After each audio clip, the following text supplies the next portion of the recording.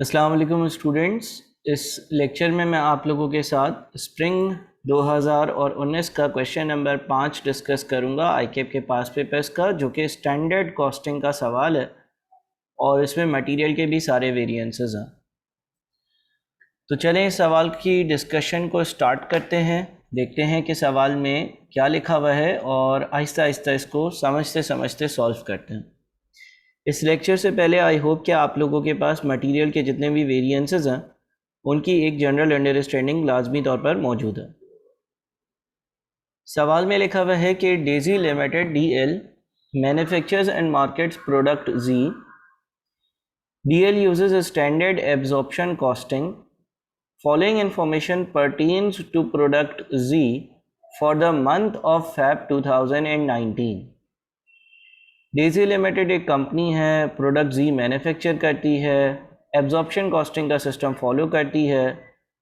जी product के बारे में फरवरी के महीने की इंफॉर्मेशन दी हुई है। Data extracted from the budget for the month of Feb 2019। ये बजट के हिसाब से डेटा है।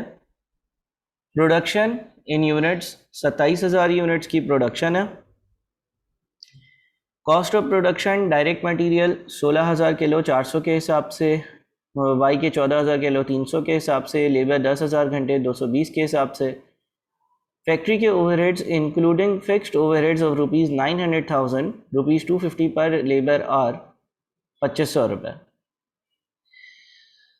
पॉइंट 2 में लिखा हुआ है actual input ratio of x and y was 55:45 respectively.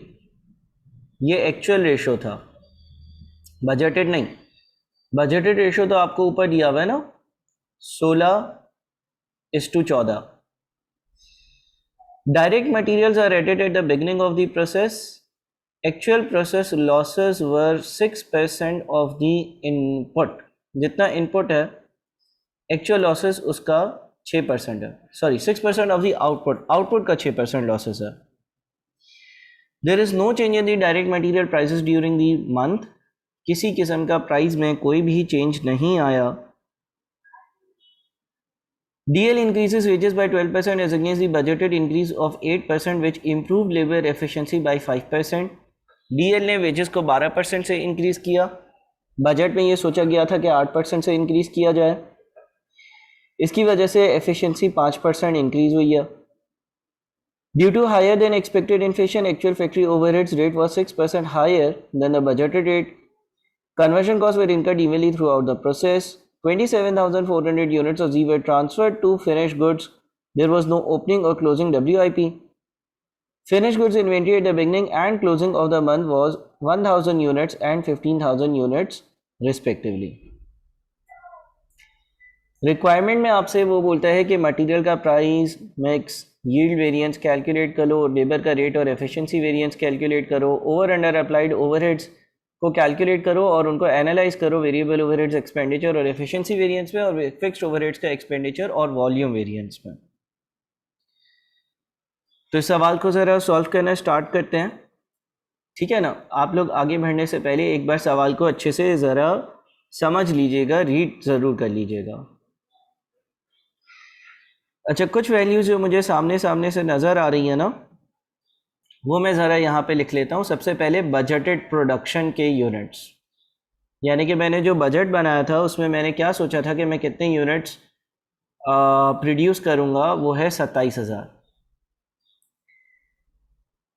जबकि जो मेरे एक्चुअल प्रोडक्शन के यूनिट्स हैं, एक्चुअल प्रोडक्शन के जो यूनिट्स हैं, एक्चुअल प्रोडक्शन है जो मेरी, वो एक्चुअल प्रोडक्शन है 27,400। सर कहाँ पे लिखा हुआ?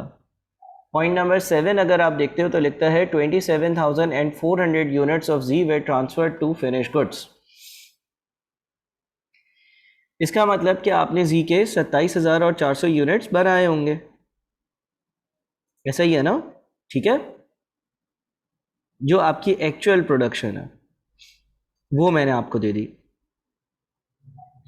अच्छा, इसके बाद अगर हम इनपुट की बात करते हैं ना, यानी कि कितना जो हमारा रॉ मटेरियल है वो इस्तेमाल हुआ, तो एक तो बजट है, बजट के हिसाब से एक्स और वाई कितना इस्तेमाल हुआ? बजट के हिसाब से एक्स और वाई जो है ना वो 16,000 और 14,000 इस्तेमाल हुआ, और इन दोनों का टोटल कितना होता है? 30,000 होता है।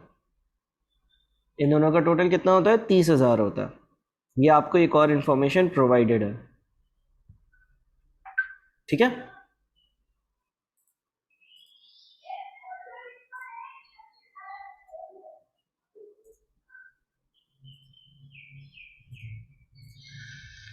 अच्छा, ये बात याद रहे कि ये जो बजटेड आपको केजीज दिए हुए हैं ना एक्स और वाई के, ये for an output of 27,000 units दिए हुए हैं। For an output of 27,000 units दिए हुए हैं, और ये 16,000 और 14,000 जो है ना, इससे अगर आप रेशो देखते हो ना यूजेज का, तो स्टैंडर्ड यूजेज जो रेशो है वो 16:14 का रेशो है। 16:14 का आपका रेशो बन रहा है यूजेज का, ठीक है। अच्छा, इसके बाद लेबर और फैक्ट्री ओवरहेड्स के बारे में बातें हैं। एक्चुअल इनपुट का जो रेशो है ना एक्स और वाई का, वो 55:45 का रेशो है। ये एक डिफरेंट रेशो है, ठीक है। हम सबसे पहले डायरेक्ट मटेरियल पर फोकस करते हैं। देखें, point number 2, point number 3 direct material से है, 4 लेबर के बारे में है, 5 ओवरहेड्स के बारे में है, 6 कन्वर्जन कॉस्ट के बारे में है, 7 जो है इसमें कुछ फिनिश गुड्स के यूनिट्स वगैरह की बातें हो रही हैं। 27,400 यूनिट्स आपने ट्रांसफ़र करने हैं तो वो एक्चुअल प्रोडक्शन हो गई। कोई ओपनिंग क्लोजिंग WIP नहीं है। फिनिश गुड्स के इन्वेंट्री के यूनिट्स बिगनिंग और क्लोजिंग के 1,000 और 1,500। तो इस इंफॉर्मेशन से अगर यूनिट्स के हवाले से कुछ वर्किंग हो सकती है तो ये है कि हम जो एक्चुअल सेल्स के यूनिट्स है ना वो भी मालूम कर सकते हैं। कैसे? ओपनिंग स्टॉक यानी कि 1,000 प्लस प्रोडक्शन यानी कि 27,400 लेस क्लोजिंग स्टॉक यानी कि 1,500। तो ये यूनिट्स जो सोल्ड होगा ना, एक्चुअल यूनिट्स सोल्ड, वो भी आ गया, ठीक है। अच्छा, अब पॉइंट नंबर 3 पर हम ज़्यादा फोकस करते हैं। लिखता है direct materials are added at the beginning of the process. Process के बिल्कुल ही स्टार्ट में डायरेक्ट मटेरियल को ऐड कर दिया जाता है। Actual process losses were 6% of the output. जो आपके एक्चुअल लॉसेस है ना वो आउटपुट का 6% है। अब इस सवाल में एक जो मुझे मसला नज़र आता है वो ये है कि जो हमारे पास प्रोडक्शन के यूनिट्स हैं वो मिसाल के तौर पे यहाँ पे 27,000 दिए हुए हैं, और जो इनपुट है वो केजीज में दिया हुआ है ना। इसी तरह से यहाँ पर आपके पास जो ये जो इनपुट का रेशो दिया हुआ है एक्स और वाई का, वो 55:45 दिया हुआ है। जो आपके पास लॉसेस दिए हुए वो यूनिट्स का 6% है। तो हम एक काम करते हैं ना, देखें, अगर 27,400 यूनिट्स फिनिश गुड्स में ट्रांसफ़र हुए हैं एज पर पॉइंट नंबर 7, तो ये एक्चुअल प्रोडक्शन आफ्टर लॉसेस होगी, करेक्ट। बिकॉज जब आप कोई फिनिश गुड बेचते हो तो वो फिनिश गुड तो वो वाला यूनिट होता है ना जो आपने मुकम्मल तौर पर मैन्युफैक्चर करा होता है और उसमें कोई डिफेक्ट नहीं होता। तो इसका मतलब ये हो गया कि ये तो एक एक्चुअल प्रोडक्शन है, लेकिन ये नेट वाली क्वांटिटी नज़र आ रही है। मैं तो जो एक्चुअल प्रोडक्शन बनाऊंगा ना वो तो ग्रॉस बनाऊंगा और उस पर से फिर लॉसेस आइडेंटिफाई हो रहे होंगे। यानी कि मैं इसको 27,400 को 1.06 से मल्टीप्लाई कर देता हूँ। क्यों? क्योंकि 27,400 इज़ माई नेट आउटपुट जो बनकर आया है, और सवाल के पॉइंट नंबर 3 के हिसाब से जो आपके एक्चुअल लॉसेस हैं वो आउटपुट का 6% है, यानी कि 27,000 का 6% है, तो ये 29044 आता है। इसका मतलब मुझे यूँ लग रहा है कि मैंने 29044 की प्रोडक्शन करी और उसमें से कुछ लॉसेस थे और लॉसेस के बाद 27,400 बच गया। और लॉसेस कितने, आप इन दोनों का डिफरेंस निकाल लो, 29044 और 27,400 का डिफरेंस निकालते हो तो 1644 बनता है। या 27,400 का आप 6% ले लो, क्योंकि उसने बोला था कि आउटपुट का 6% जो है वो हमारे लॉसेस होंगे, ठीक है ना। अच्छा, बजटेड जो क्वांटिटी दी हुई है ना आपको 30,000, वो ये याद रहे कि ये आपके पास एज पर फिक्स बजट दी हुई है।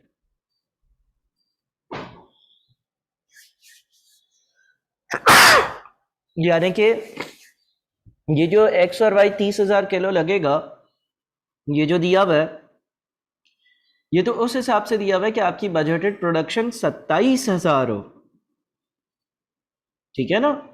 देखिए, एक फिक्स बजट होता है, एक फ्लेक्स बजट होता है, एक एक्चुअल रिजल्ट्स होता है। तो ये तो फिक्स बजट के यूनिट्स दिए हुए हैं। आप इन रियलिटी जो है वो 27,000 यूनिट्स का आउटपुट जनरेट थोड़ी कर रहे हो। ये बजटेड आउटपुट तो उस हिसाब से दिया हुआ है कि अगर आपको 27,000 यूनिट्स बनाने होते तो क्या होता। बात समझ में आ रही है? आराम से इसको जरा सोचें।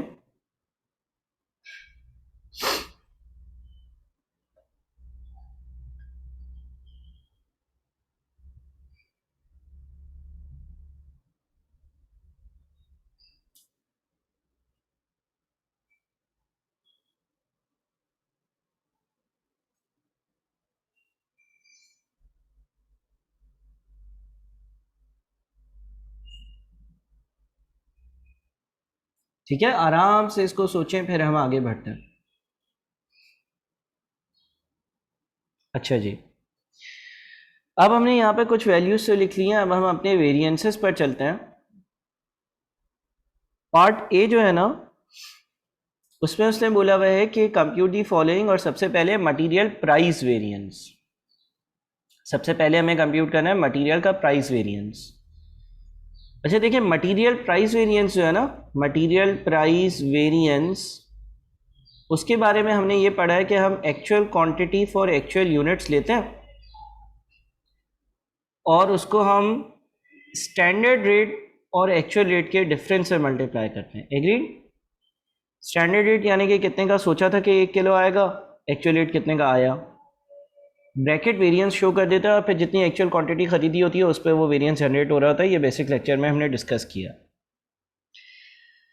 लेकिन अगर हम इस स्पेसिफिक सवाल को देखते हैं ना, तो इसमें पॉइंट 3 में लिखा हुआ है there is no change in the direct material prices during the month. तो जैसा सोचा था वैसी ही अगर प्राइसेस हैं और किसी किस्म का कोई चेंज नहीं आया तो मटेरियल प्राइस वेरिएंस 0 होगा। ठीक है, ये हमारा पहला वेरिएंस है। कोई चेंज नहीं है, उसने कह दिया ना, दूसरे सवालों में हो सकता हो। फिर आपका मटेरियल का मिक्स और यील्ड वेरिएंस। अच्छा, मटेरियल मिक्स वेरिएंस जो है ना, उसको देख लेते हैं हम। अच्छा, मटेरियल मिक्स वेरिएंस कैलकुलेट करने के लिए अमूमन मैं एक टेबल बना लेता हूँ, और वो टेबल क्या होता है, उस टेबल में मैं actual quantity for actual units at standard mix लिखता हूँ और actual quantity for actual units in actual mix लिखता हूँ, और उसका जो भी पर्टिकुलरली स्टैंडर्ड रेट होता है उससे मल्टीप्लाई कर और एक वेरिएंस जनरेट कर लेते हैं। यहाँ पर हमारे पास दो मटेरियल्स हैं, एक्स है और वाई है। Actual quantity for actual units in actual mix, यानी कि एक्चुअली जो यूनिट्स आपने बनाए हैं उसके लिए जो एक्चुअल क्वांटिटी इस्तेमाल हुई है एक्चुअल मिक्स में, एक्चुअल मिक्स का मतलब ये है कि एक्चुअल रेशो में वो कितनी है, पहले तो वो यहाँ पे लिखी जाएगी। देखिए, आपने जो एक्चुअली यूनिट्स बनाए होंगे ना, वो 29044 बनाए होंगे, क्योंकि आप ये बनाओगे उसमें से कुछ लॉसेस होंगे और फिर ये बच जाएगा। एग्री? अच्छा, जो एक्चुअल आपका मिक्स है, जो आपका एक्चुअल रेशो है, जो आपका एक्चुअल रेशो है मिक्स करने का, जो आपका एक्चुअल मिक्स करने का रेशो है वो 55:45 का रेशो है। करेक्ट? अच्छा, अब यहाँ पर मैं ये एज्यूम कर रहा हूँ कि अगर 29044 यूनिट्स बनाए ना तो इतना ही केजी लगेगा, उसमें से फिर कुछ केजी ज़ाया हो जाएगा तो नेट आपके पास जो क्वांटिटी बचेगी वो डिफरेंट होगी। इसको मैं ब्रेक कर देता हूँ 55 और 45 के रेशो में, तो इसका मैंने 55% लिया और इसी का मैंने 45% लिया, ठीक है ना। तो ये 29044 का जो टोटल था वो इन दो हिस्सों में ब्रेक हो गया। देखिए, ये था actual quantity for actual units actual mix. Actually जितना रॉ मटेरियल आपने एक्चुअल यूनिट्स बनाने के लिए इस्तेमाल करा उसको एक्चुअल रेशो में बांटना, यानी कि 55:45 के रेशो में बांटना।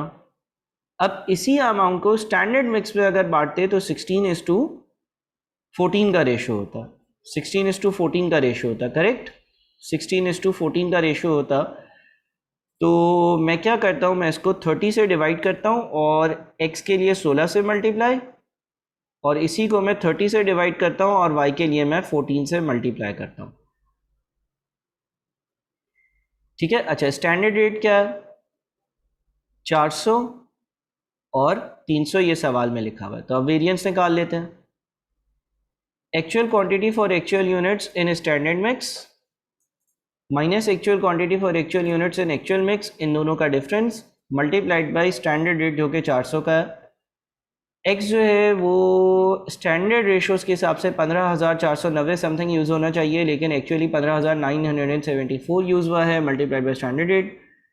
इसी तरह से आपके पास जो वाई है वो 13,553 यूज़ होना चाहिए था, यूज़ हुआ है 13,669, ज़्यादा यूज़ हुआ है थोड़ा, नहीं कम यूज़ हुआ है, एक्स ज़्यादा यूज़ हुआ था, वाई कम यूज़ हुआ है।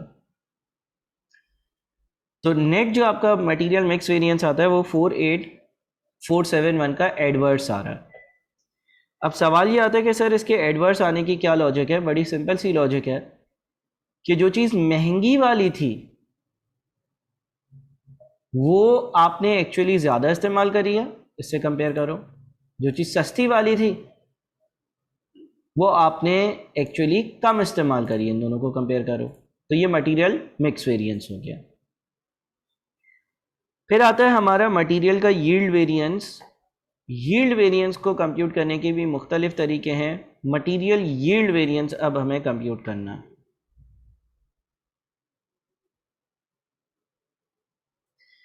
अच्छा, मटेरियल यील्ड वेरिएंस के रेगुलर क्लासेस में मैंने आप लोगों को 3 अलग अलग तरीके बताए हुए हैं। टेबल बना सकते हो, क्वांटिटी ऑफ इनपुट के हिसाब से चल सकते हो, क्वांटिटी ऑफ आउटपुट के हिसाब से चल सकते हो, मुख्तलिफ तरीके। अगर हम टेबल बनाते हैं तो टेबल बनाने का ये तरीका होता है कि एक्स और वाई, फॉर एग्जांपल यहाँ पे दो रॉ मटेरियल्स हैं, आप standard quantity for actual units in standard mix लिखोगे, यानी कि as per standards standard mix या स्टैंडर्ड क्वांटिटीज़ क्या होनी चाहिए थी, और actual quantity for actual units in standard mix लिखोगे। देखिए, यील्ड में हम मिक्स दोनों जगह स्टैंडर्ड यूज़ करते हैं ताकि रेशो का चेंज यहाँ पर अकाउंट फॉर ना हो। एक जगह पर standard quantity for actual units in standard mix होता है और एक जगह पर actual quantity for actual units in actual in standard mix होता है, और दोनों जगह पर स्टैंडर्ड रेट से फिर मल्टीप्लाई होगा, विच इज़ 400 एंड 300।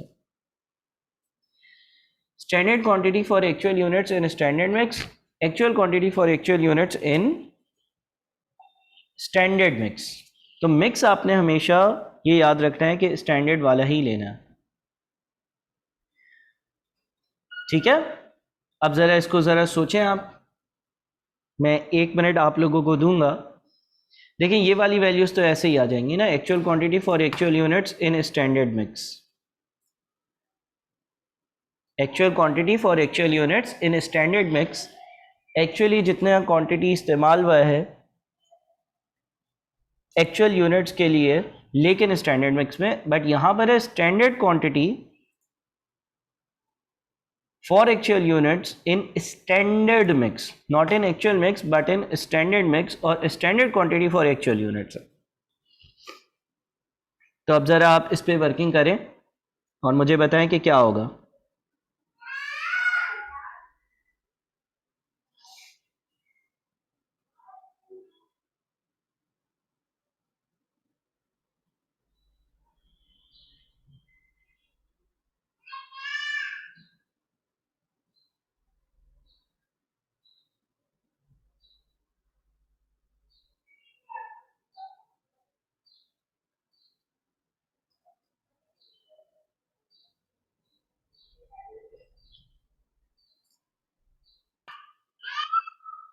अच्छा देखिए, ये तो आपके पास actual quantity for actual units in standard mix है।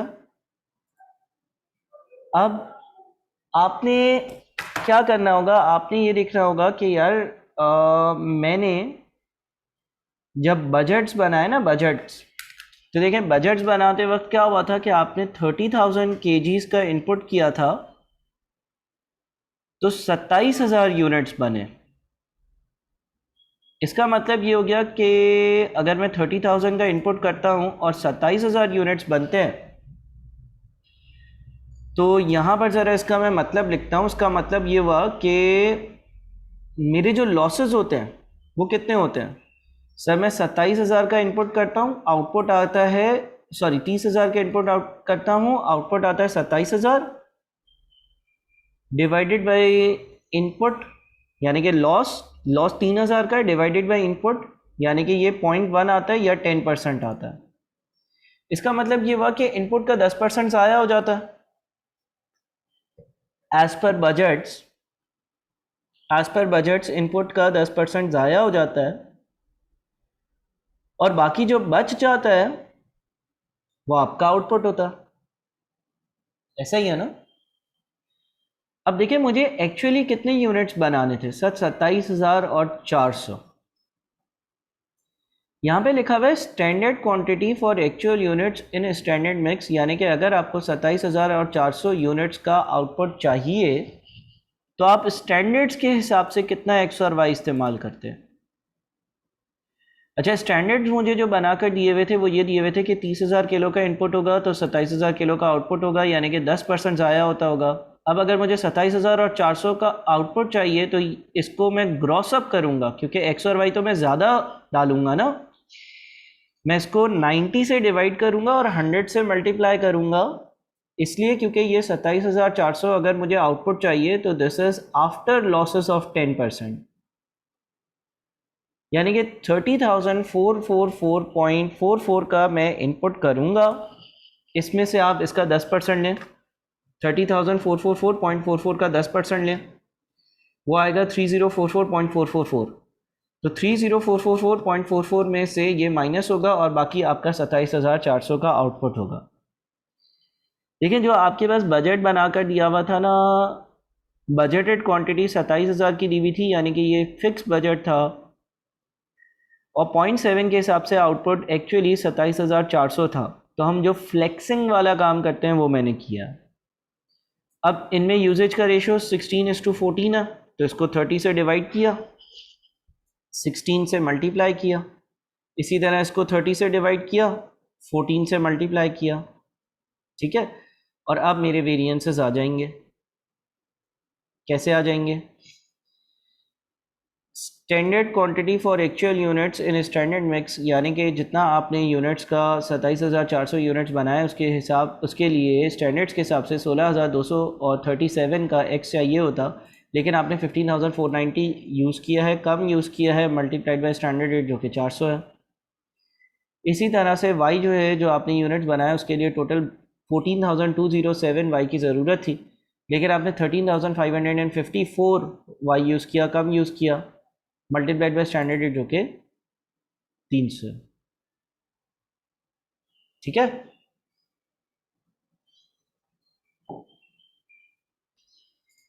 और इन दोनों को हम ऐड करते हैं तो 494,824, और ये आता है हमारा फेवरेबल। अब यील्ड वेरिएंसेस कैलकुलेट करने के मुख्तलिफ और भी तरीके हैं, मैंने टेबल वाली अप्रोच यूज़ करी है। यील्ड वेरिएंसेस कैलकुलेट करने के लिए मैंने 2-3 ऑल्टरनेट तरीके आप लोगों को बताए हुए हैं, उनमें से आप कोई भी तरीका जो है ना वो यूज़ कर सकते हो और यील्ड वेरिएंस को कैलकुलेट कर सकते हो। ठीक है। अच्छा जी, यील्ड वेरिएंस के बाद हम अपने अगले वेरिएंस पर आते हैं, तो लेबर का रेट और एफिशिएंसी वेरिएंस है। लेबर रेट वेरिएंस कैसे आता है? Labour rate variance is equals to actual hours for actual units multiplied by standard rate minus actual rate. ठीक है, तो actual hours for actual units पहले तो देखते हैं। एक्चुअली जो आपने यूनिट्स बनाए हैं उसके लिए एक्चुअली आवर्स कितने लगे हैं। पॉइंट नंबर 4 में लिखता है DL increases wages by 12% as against the budgeted increase of 8% which improve labour efficiency by 5%। ठीक है, तो कुछ आवर्स से रिलेवेंट हम पहले तो वर्किंग कर लें। देखें सवाल में ये लिखा हुआ था एज पर स्टैंडर्ड 10,000 घंटे लगने चाहिए और ये 10,000 घंटे लगने चाहिए 27,000 यूनिट्स को बनाने के लिए, लेकिन एक्चुअली आपने 27,000 और 400 यूनिट्स बनाए। तो एक वर्किंग हम कर लेते हैं, standard hours for actual units 10,000 घंटे सवाल में जो लिखे हुए हैं ना वो फॉर 27,000 यूनिट्स लिखे हुए हैं, लेकिन क्योंकि आपने 27,000 और 400 यूनिट्स बनाए तो स्टैंडर्ड्स के हिसाब से वो यूनिट 10,148 आवर्स में बनने चाहिए। 4 में लिखा हुआ है DL increase the wages by 12%। DL ने वेजेस को 12% से बढ़ाया as against the budgeted increase of 8%। Budget में जो इंक्रीज था वो 8% का था, पिछले साल से जो इंक्रीज था वो 8% का था, which improve the labour efficiency by 5%, जिसकी वजह से लेबर की 5% की एफिशिएंसी बढ़ी। तो जो actual hours for actual units होंगे, एक्चुअली लेबर ने इतने घंटे नहीं लिए होंगे क्योंकि उनकी एफिशिएंसी 5% ज़्यादा थी, तो उसने इसका 95% आवर्स लिए होंगे, कंज्यूम किए होंगे। ठीक है, अच्छा जी, उसके अलावा आपके पास जो स्टैंडर्ड रेट दिया हुआ है, जो बजट में लिखा हुआ है वो 220 लिखा हुआ है, जो एक्चुअल रेट होगा वो कितना होगा। वापस इस क्लॉज को पढ़े, देखे लिखता है DL increase the wages by 12%। DL ने 12% से वेजेस को इंक्रीज किया as against the budgeted increase of 8%, जबकि बजट में चीज़ें 8% से इंक्रीज हुई थी। तो ये जो 220 आपको दिया हुआ है ना, ये 8% के इंक्रीज के बाद है, 8% के इंक्रीज के बाद है। पिछले साल से आपने इसको 8% से इस साल के बजट में इंक्रीज किया हुआ था। अगर वो इंक्रीज नहीं होता और पिछले साल की वैल्यू निकालनी होती तो 220 को मैं 1.08 से डिवाइड करता। 220 डिवाइडेड बाय 1.08 जो है वो 203.70 समथिंग आता है। बजट में 8% की इनकॉर्पोरेशन हुई भी थी, लेकिन एक्चुअली आपने चीज़ें जो बढ़ाई ना पिछले साल से वो 12% बढ़ाई। तो पिछले साल की जो वैल्यू उसको 1.12 से मल्टीप्लाई किया, यानी कि एक्चुअली जो आप पे कर रहे हो वो 228 पे कर रहे हो।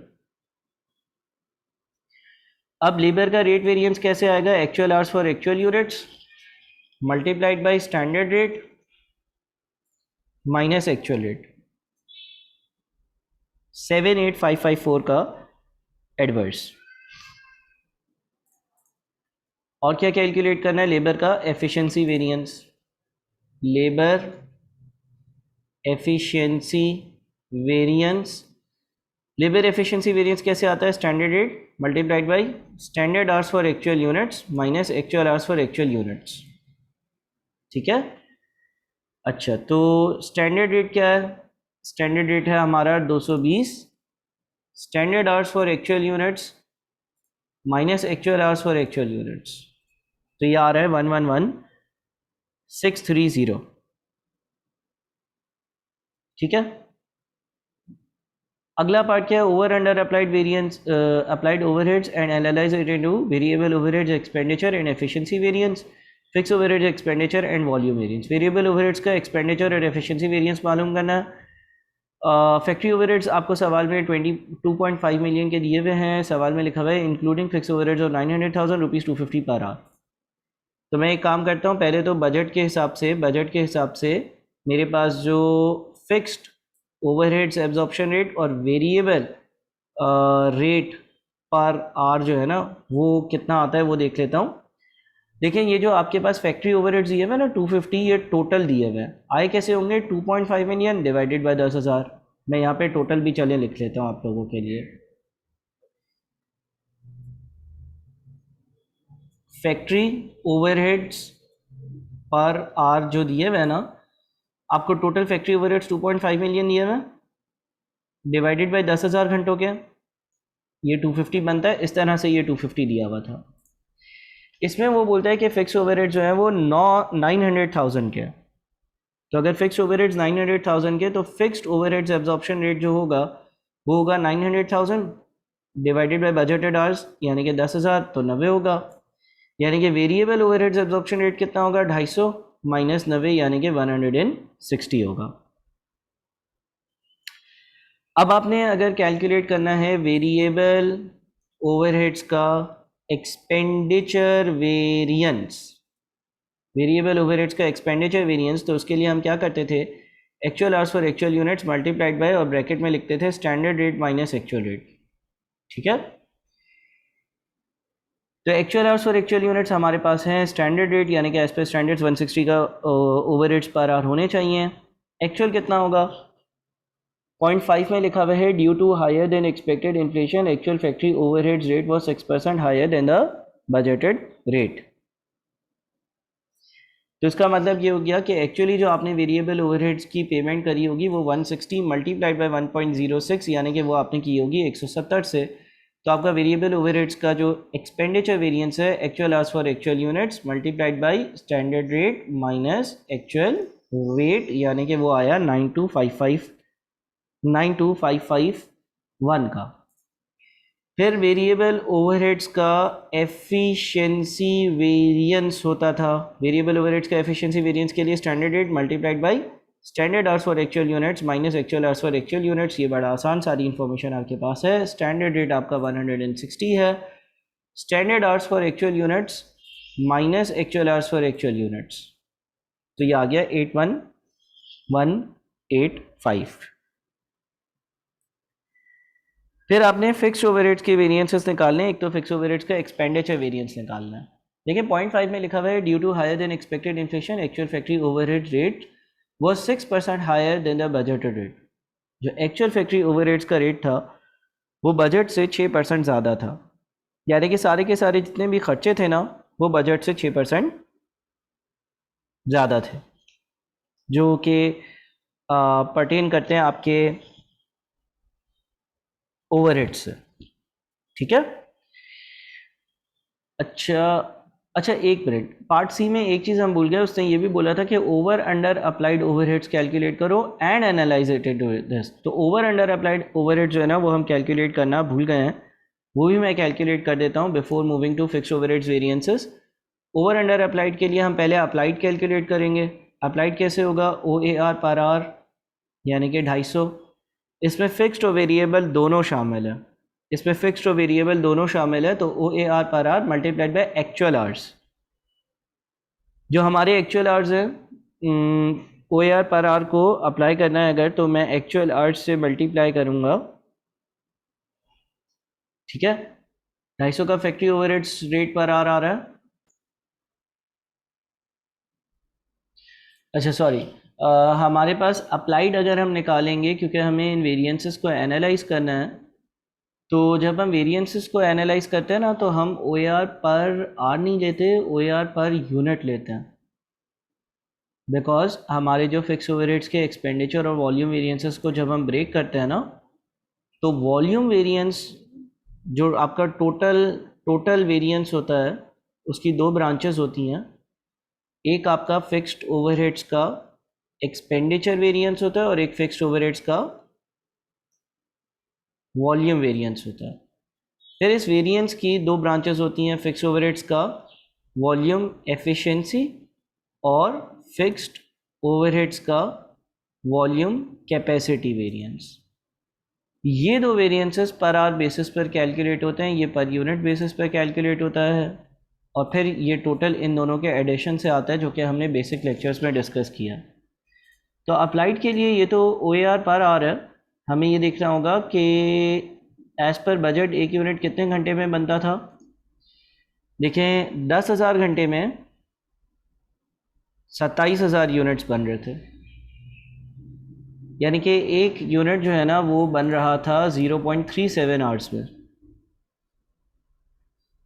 ठीक है, तो हमें क्या करना होगा, हमें जो है ना वो OAR पर यूनिट निकालना होगा। OAR पर यूनिट के लिए एक यूनिट पर लगने वाले आवर्स मल्टीप्लाइड बाई जो आपका ओवरहेड्स एब्जॉर्प्शन रेट है 93 आएगा। या आप इसको यूँ भी कर सकते हो कि ये जो ओवरहेड्स हैं टोटल 2.5 मिलियन के 2.5 मिलियन के हैं, इसको डिवाइड कर दो 27,000 यूनिट से 93। ये OAR पर यूनिट निकाला है मैंने, total budgeted overheads divided by total budgeted units, और OAR पर यूनिट 93 आ रहा है। अब एक्चुअली आपने जो यूनिट्स बनाए हैं वो 27,400 है, तो जो मेरा अप्लाइड आएगा वो आएगा overheads absorption rate per unit multiplied by actual number of units, यानी कि 2537037। अच्छा जी, अब हम अप्लाइड को कंपेयर करते हैं एक्चुअल से, क्योंकि इसमें आपके पास वेरिएबल और फिक्स दोनों शामिल है, तो एक्चुअल भी वेरिएबल भी होना चाहिए और फिक्स भी होना चाहिए। सवाल में ये लिखा हुआ था कि आपके वेरिएबल खर्चे जो हैं वो 6% से ज़्यादा होंगे, तो क्योंकि वो 6% से ज़्यादा होंगे, ये सवाल में लिखा हुआ था पॉइंट नंबर 5 में, due to higher than expected inflation actual factory overhead it was 6% higher, तो इसीलिए हमने ये वाला रेट लिया था। ये 6% के इंक्रीज़ के बाद है, मल्टीप्लाइड बाय एक्चुअल आवर्स और एक्चुअल यूनिट्स, जो कि आपके पास 9640.74 आ रहे हैं। ये आपके वेरिएबल ओवरहेड्स हो गए। फिक्स ओवरहेड्स जो है वो एज़ पर बजट दिए हुए आपको 9 लाख। फिक्स ओवरहेड्स आपको एज़ पर बजट दिए हुए 9 लाख, वो भी 6% से अगर इंक्रीज़ करता हूँ तो 1.06 से मल्टीप्लाई करूँगा। ये आपका एक्चुअल ख़र्चा हो गया, ये आपका एक्चुअल ख़र्चा हो गया, ठीक है ना। यानी कि टोटल जो आपका एक्चुअल ख़र्चा हुआ ना वो 2589,070 बन रहा है। अप्लाइड आपका जो है वो 2537 है। इसका मतलब ये हो गया कि इन दोनों का अगर हम डिफरेंस लेते हैं तो 52033 का क्या है, अंडर या ओवर अप्लाइड है, क्योंकि अप्लाइड ज़्यादा है, ठीक है। फिर हमने यहाँ पर वेरिएबल ओवरहेड्स का एक्सपेंडिचर वेरिएंस कैलकुलेट किया, वेरिएबल ओवरहेड्स का एफिशिएंसी वेरिएंस कैलकुलेट किया। फिर सवाल हमें बोलता है फिक्स ओवरहेड्स का एक्सपेंडिचर वेरिएंस कैलकुलेट करो। एक्सपेंडिचर वेरिएंस क्या होता है, बजटेड फिक्स ओवरहेड्स जो कि 9 लाख है सवाल में, माइनस एक्चुअल फिक्स ओवरहेड्स जो कि 954,000 है सवाल में, तो 54,000 का फिक्स ओवरहेड्स का एक्सपेंडिचर वेरिएंस एडवर्स आ रहा है। फिर सवाल ने बोला फिक्स ओवरहेड्स का वॉल्यूम वेरिएंस कैलकुलेट करो। वॉल्यूम वेरिएंस के लिए क्या करते हैं, OAR पर यूनिट, OAR पर यूनिट इज़ 93, OAR पर unit is 93 multiplied by actual units minus budgeted units. Actual units जो है वो आपके कितने हैं, 27,400 माइनस बजटेड यूनिट्स जो कि 27,000 हैं, दोनों का डिफरेंस लिया, ठीक है।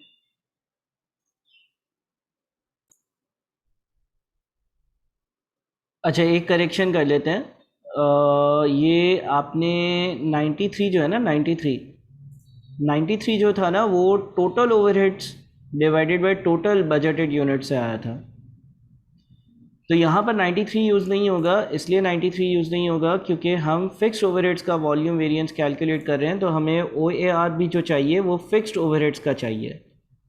यानी कि जो बजटेड फिक्स्ड ओवरहेड्स थे वो 9 लाख थे और बजटेड यूनिट्स जो थे वो 27,000 थे, 33.333 आएगा। क्योंकि ये जो 93 है ना, ये कैसे आया हुआ है, 2.5 मिलियन डिवाइडेड बाई 27,000, इसमें फिक्स्ड और वेरिएबल दोनों ओवरहेड्स शामिल हैं। तो अब वॉल्यूम वेरिएंस निकाल लेते हैं। OAR पर unit 33.333 multiplied by actual units minus budgeted units, इन दोनों का डिफरेंस। तो ये देखिए 13.3333 अब सही आ रहा है।